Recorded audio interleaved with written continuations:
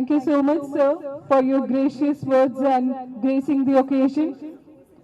So, coming to the next respected speaker category. So, Mr. Raj Krishnan ji, I request your gracious presence on stage. Thank you so much. Welcome, sir. जय मां भवानी। आप सबको यथा योग्य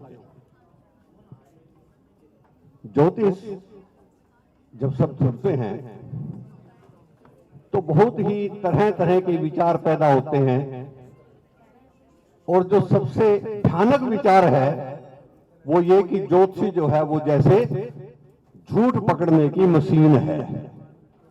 ये एक fact है, सच्चाई है जीवन की। हर आदमी ज्योतिषी के पास जब जाता है तो उसके दिमाग में एक पिक्चर है कि ज्योतिषी जो है वो जादूगर है या ज्योतिषी झूठ पकड़ने की मशीन है। अब जो नए लोग इसमें जुड़ रहे हैं उनके पास भी ज्ञान है, और जो पुराने लोग हैं उनके पास भी ज्ञान है, और ज्ञान के इस भंडार में एक टाइम पर आपको घुट्टी पे घुट्टी दे जाएं तो आपको जजब हजम नहीं होगी, और शायद हो सकता है आपके दिलो दिमाग से ऊपर से निकल जाए। तो मैं आपको ज्योतिष की घुट्टी नहीं देने आया।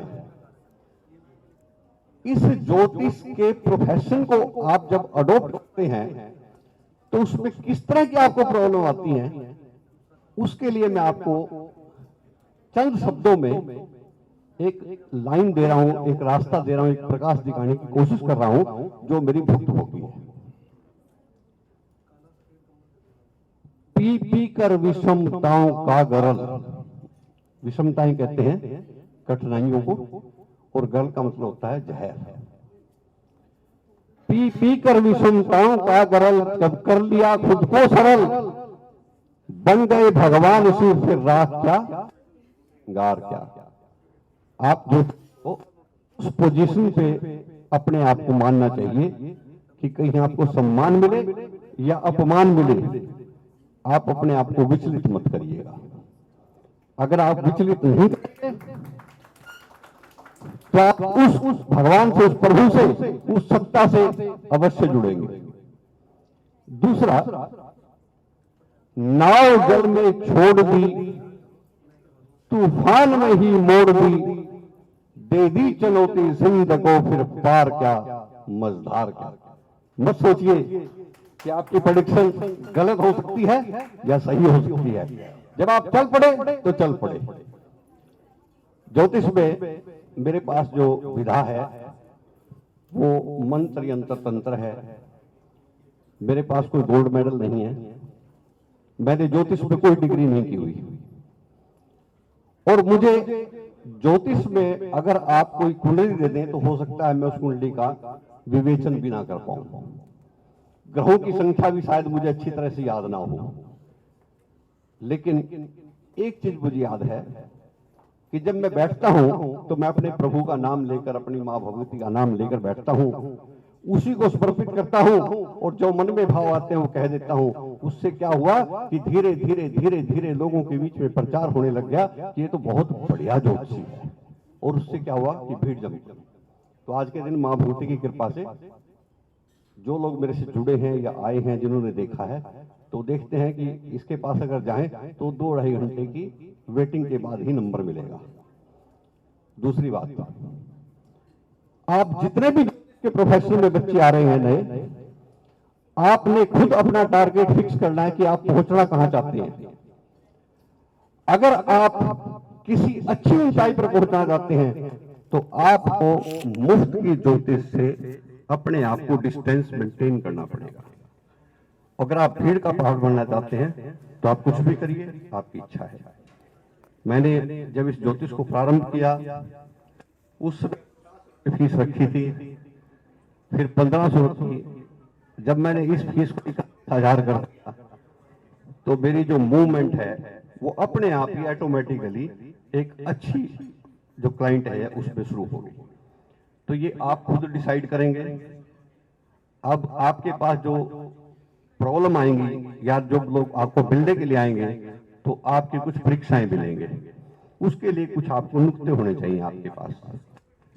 जैसे मेरे पास जब मैंने प्रारंभ किया ज्योतिष को तो एक व्यक्ति ने आकर मेरे सामने कुंडली रखी, राहु केतु को एक दूसरे के आमने सामने रखने की बजाय छठे आठवें रख दिया और सूर्य बुध को आमने सामने रख दिया।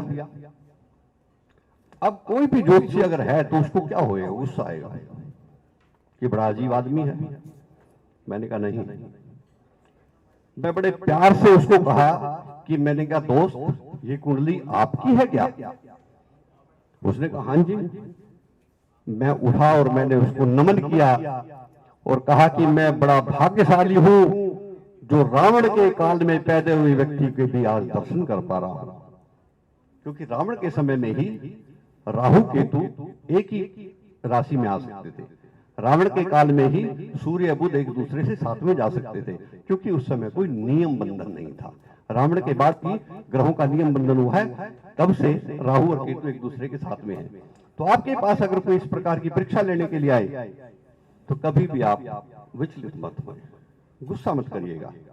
आप इस नुक्ते को जानिएगा कि आपने उस आदमी को टैकल कैसे करना है। दूसरा, मेरा जो फील्ड है वो है मंत्र यंत्र तंत्र। अक्सर मंत्र यंत्र तंत्र पर बहुत सारे लोग आपको तरह के मतभेद देंगे, तरह तरह के आपको विचार देंगे और आपको कई बार ऐसी स्थिति भी पैदा होगी। मुझे कुछ कहना है? अच्छा, मैं आपको एक एक पंक्ति में इन तीनों को डिफाइन करूंगा, एक एक पंक्ति में। मंत्र is a just like favourite song of the Lord. जैसे आपका कोई गाना है, जब आप उसको सुनते हैं और सैड मूड में हो तो आपका दिमाग जो है उस गाने की तरफ जाता है और आप भूल जाते हैं कि आपका मूड किस लिए खराब था और अपने डेस्टिनेशन पे पहुंच जाते हैं। तो मंत्र is just like favourite song, और वो वॉइसेस हैं, उसके लिए वर्ड नहीं है। जैसे आप कुत्ते को बुलाते हो तो आप बोलते हैं दिस इज ए वॉइस, ये कोई वर्डिंग नहीं है, बस मंत्र भी उसी प्रकार की जो है वॉइस है। यंत्र is just like equipment instrument with storage of energy. जैसे आपका रिमोट है, वो टीवी के लिए काम करता है तो वो टीवी की एनर्जी के साथ सेट है, एसी के लिए काम करता है तो वो एसी की एनर्जी के लिए सेट है। तो इसलिए जितने भी यंत्र हैं ये यंत्र उन एनर्जीज के स्टोरेज के साथ बने हुए इक्विपमेंट है। अब आ जाइएगा तंत्र। मेरे एक दोस्त ने अभी थोड़ी देर पहले बात कही थी कि तंत्र जो है वो बिना दीक्षा के नहीं दिया जा सकता। तंत्र इज जस्ट लाइक इलेक्ट्रिसिटी। जैसे आपने स्विच ऑन किया, आपका एसी चला, आपका फैन चला, आपकी इलेक्ट्रिसिटी ऑन हुई, these are all consequences of the electricity. लेकिन हम देख नहीं सकते वेयर इज इलेक्ट्रिसिटी। ये जो नजर नहीं आती ये वो एनर्जी है जो तंत्र में क्रिएट की जाती है। अब आपको ये कहते हैं कि जी हमने आपको मंत्र दीक्षा दे दिया, मंत्र दे दिया और इस मंत्र को आप किसी को बताइए मत, तो क्या मैं कोई ऐसा दुष्कर्म कर रहा हूं जो मैं छिपाऊं? जब हमारे धार्मिक ग्रंथों में मंत्रों का इतना उल्लेख है तो फिर उसको किस लिए छिपाया जाए? या तो हमारी जो ऋषि मुनि हैं उनमें कोई कमी थी, और या फिर आज हमने उसका रूप बदल दिया है। तो आप मंत्र करिए। मंत्र दीक्षा के लिए किसी प्रकार के मन में विचार लेकर आने की आवश्यकता नहीं। जो मंत्र आपको अच्छा लगे, जिस देवता से आप जो चाहते हैं उस देवता का अगर आप दरवाजा खटखटाएंगे तो आपको वो देव अवश्य कुछ न कुछ देगा।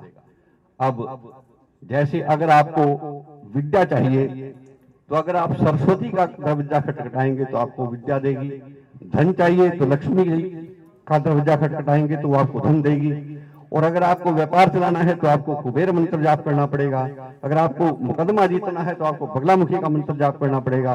अगर आपको संतान सुख की आवश्यकता है तो पार्वती के पास जाइए। अगर आप विवाह कराना चाहते हैं तो आपको कुमार की पूजा करनी पड़ेगी।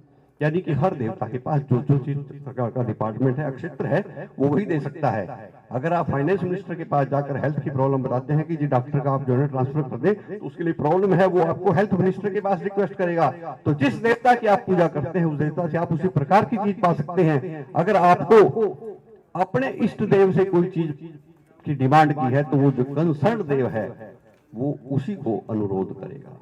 तो बस मंत्र में यही एक शक्ति है और इसी चीज को आप पहचानिए। इसके साथ मैं अपनी वाणी को विराम दूं। अगर आपको कभी जीवन में फिर अवसर मिला तो इस पर फिर दोबारा से चर्चा करेंगे। जय हिंद।